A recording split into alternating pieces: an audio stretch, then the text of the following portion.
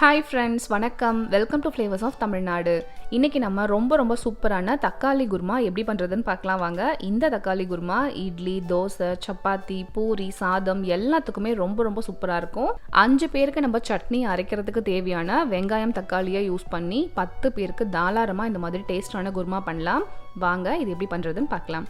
First masala அரைக்கிறதுக்காக ஒரு வாணல்ல 1 spoon எண்ணெய் சேர்த்துட்டு 1 ஸ்பூன் கடலைப்பருப்பு, 1 ஸ்பூன் உளுத்தம்பருப்பு சேர்த்துக்கோங்க. கடலைப்பருப்பும் உளுத்தம்பருப்பும் செவக்க ஆரம்பிக்கிற வரைக்கும் நல்லா வறுத்துக்கோங்க.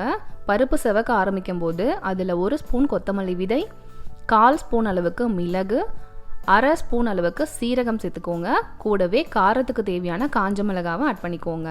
இந்த குருமாவுக்கு காஞ்ச மிளகாவும் பச்சை மிளகாவும் மட்டும்தான் காரம் தரும். கூடவே 1 ஸ்பூன் பெருஞ்சீரகமும் சேர்த்துட்டு இதை சூடான எண்ணெயில் ஒரு முறை கிளறி விட்டுட்டு ஒரு தட்டில் மாற்றி வச்சுருங்க. இது நல்லா ஆறட்டும். இப்போ நம்ம குருமாவுக்கு தாளிச்சிடலாம். தாளிக்கிறதுக்காக 3 டேபிள் ஸ்பூன் அளவுக்கு எண்ணெய் சேர்த்துருக்கேன்.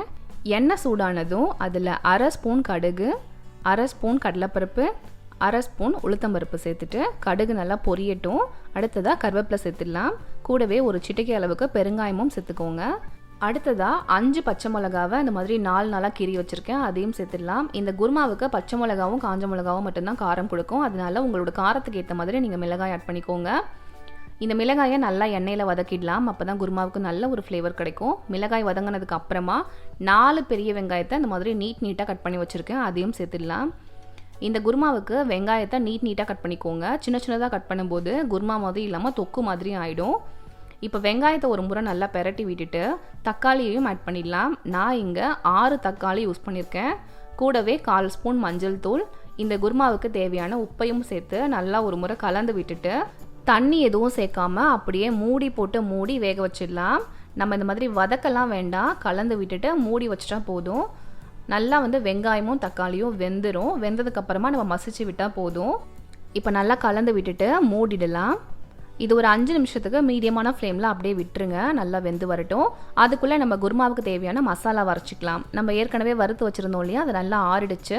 மிக்ஸி ஜாரில் சேர்த்துட்டு இதை நைஸாக அரைக்கிறதுக்கு தேவையான தண்ணி ஆட் பண்ணிவிட்டு நல்லா ஒரு பேஸ்ட்டாக அரைச்சிக்கோங்க.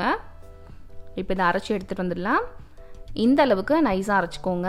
இது அப்படியே இருக்கட்டும். நம்ம இந்த குருமாவுக்கு தேங்காவும் ஆட் பண்ண போகிறோம். ஆனால் இதை இந்த மசாலா கூட சேர்த்து அரைக்க வேண்டாம், தனியாக அரைச்சி நம்ம கடைசியாக ஆட் பண்ணிக்கலாம். இப்போ நம்ம இந்த அரைச்ச மசாலாவை வெந்துட்டுருக்கு இல்லையா, அந்த வெங்காயம் தக்காளியோட சேர்த்துட்டு தேவையான தண்ணியும் ஆட் பண்ணிடலாம். இந்த மாதிரி மூடி வச்சு வேக வச்சதும் நல்லா வெங்காயம் தக்காளி சாஃப்டாக வெந்திருக்கும். உங்களுக்கு எந்த அளவுக்கு அந்த தக்காளி மசிச்சு விடணுமோ அந்த அளவுக்கு மசிச்சு விட்டுக்கோங்க. நான் லைட்டாக தான் மசிச்சு விடுறேன். எனக்கு இந்த மாதிரி பீஸாக இருந்தால் ஓகே. உங்களுக்கு இந்த மாதிரி வேண்டானா நல்லா மசிச்சு விட்டுக்கோங்க. இப்போது அரைச்சி வச்சுருந்தோம் இல்லையா, அந்த மசாலாவை குருமாவுக்கு எந்த அளவுக்கு உங்களுக்கு தண்ணி வேணுமோ அந்த அளவு தண்ணியை யூஸ் பண்ணி நல்லா மிக்ஸி ஜாரெல்லாம் அலசிட்டு ஆட் பண்ணிக்கலாம். இந்த மாதிரி தண்ணியை ஊற்றிட்டு 2-3 தடவை குலுக்குனாலே போதும், அழகாக மிக்ஸி ஜார் கிளியர் ஆகிடும். குருமாவுக்கு தேவையான தண்ணி ஆட் பண்ணிவிட்டு உப்பு செக் பண்ணிக்கோங்க. செக் பண்ணிவிட்டு இந்த மாதிரி மூடி போட்டு மீடியம் ஃப்ளேமில் திரும்பவும் ஒரு 10 நிமிஷத்துக்கு கொதிக்க வச்சுக்கலாம். குருமா நல்லா கொதிச்சுக்கிட்டு இருக்கட்டும். அதுக்குள்ளே நம்ம தேங்காவை நல்லா ஒரு பேஸ்ட்டாக அரைச்சி எடுத்துகிட்டு வந்துடலாம். 1/4 மூடி அளவு தேங்காவை லைட்டாக கோர்ஸ் கிரைண்ட் பண்ணிவிட்டு கொஞ்சமாக தண்ணி யூஸ் பண்ணி ஃபைனான ஒரு பேஸ்ட்டாக அரைச்சி எடுத்துக்கலாம். இந்த தேங்காய் பேஸ்ட் அப்படியே இருக்கட்டும். நம்மளோட குருமா கொஞ்சம் திக்கான கன்சிஸ்டன்சி வந்ததுக்கு அப்புறமா அந்த தேங்காவை ஆட் பண்ணிக்கலாம். இப்போது 10 நிமிஷம் போல் மீடியமான ஃப்ளேமில் குருமா நல்லா திக்காகிடுச்சு.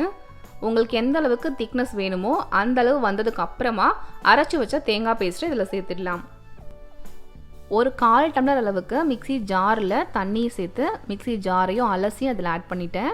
இந்த தேங்காய் பேஸ்ட்டை நல்லா கலந்து விட்டுட்டு ஒரு கொதி மட்டும் வந்தால் போதும், அதுக்கு மேலே கொதிக்க வைக்க வேண்டாம். நம்ம எந்த ரெசிபிலையுமே தேங்காய் சேர்த்து சமைக்கும் போது ரொம்ப கொதிக்க வைக்கக்கூடாது, அது உடம்புக்கு ரொம்ப கெடுதல். எந்த அளவுக்கு ஃப்ரெஷ்ஷாக எடுத்துக்க முடியுமோ அந்தளவு ஃப்ரெஷ்ஷாக சாப்பிடுங்க, அப்போ தான் தேங்காய் உடம்புக்கு நல்லது. இப்போ கொதிக்க ஆரம்பிச்சிச்சு இல்லையா, இந்த டைமில் நம்ம ஸ்டவ் ஆஃப் பண்ணிடலாம். இந்தளவு கொதிச்சாலே நம்மளோட தேங்காய் குக் ஆகிடும். வேறு ஒரு பாத்திரத்தில் மாற்றிட்டு ஃப்ளேவருக்காக கடைசியாக கொத்தமல்லி தழை ஆட் பண்ணிக்கலாம். நம்மளோட சூப்பரான தக்காளி குருமா ரெடி ஆகிடுச்சு. நீங்கள் கண்டிப்பாக ட்ரை பண்ணி பாருங்கள். இது எல்லா பிரேக்ஃபாஸ்ட்டுக்கும் ரொம்ப சூப்பராக இருக்கும். முக்கியமாக இட்லி தோசைக்கு ரொம்பவே சூப்பராக இருக்கும். சாதத்துக்கும் யூஸ் பண்ணிக்கலாம். ஆனால் சாதத்தை விட இட்லி தோசை இந்த மாதிரி டிஃபன் ஐட்டம்ஸ்க்கு தான் ரொம்ப சூப்பராக இருக்கும். இந்த குருமாவில் நம்ம 4 வெங்காயமும் 6 தக்காளியும் மட்டும் தான் யூஸ் பண்ணியிருக்கோம். அந்த வெங்காயம் தக்காளி அளவை வச்சு கொஞ்சமாக தான் சட்னி அரைக்க முடியும். ஆனால் இந்த மாதிரி குருமா பண்ணோம் அப்படின்னா டேஸ்ட்டாக ரொம்ப ரொம்ப தாராளமாக நிறைய பேருக்கு நம்மளால் அந்த மாதிரி சைட் டிஷ் பண்ணி சர்வ் பண்ண முடியும். ட்ரை பண்ணி பாருங்கள். ட்ரை பண்ணி பார்த்தீங்க அப்படின்னா எப்படி வந்ததுன்னு சொல்லிட்டு எனக்கு மறக்காமல் கமெண்ட் பண்ணுங்கள். நீங்கள் இன்னும் நம்ம சேனலை சப்ஸ்கிரைப் பண்ணல அப்படின்னா கீழே இருக்க சப்ஸ்கிரைப் பட்டனை ப்ரெஸ் பண்ணிக்கோங்க. அப்படியே பக்கத்தில் பெல் ஐக்கான் கிளிக் பண்ணிக்கோங்க. அப்போ தான் நான் அடுத்து போடுற வீடியோஸ் உங்களுக்கு நோட்டிஃபிகேஷனில் வரும். ஓகே ஃப்ரெண்ட்ஸ், தேங்க்யூ ஃபார் வாட்சிங். மீண்டும் அடுத்த வீடியோவில் பார்க்கலாம். பாய், டேக் கேர்.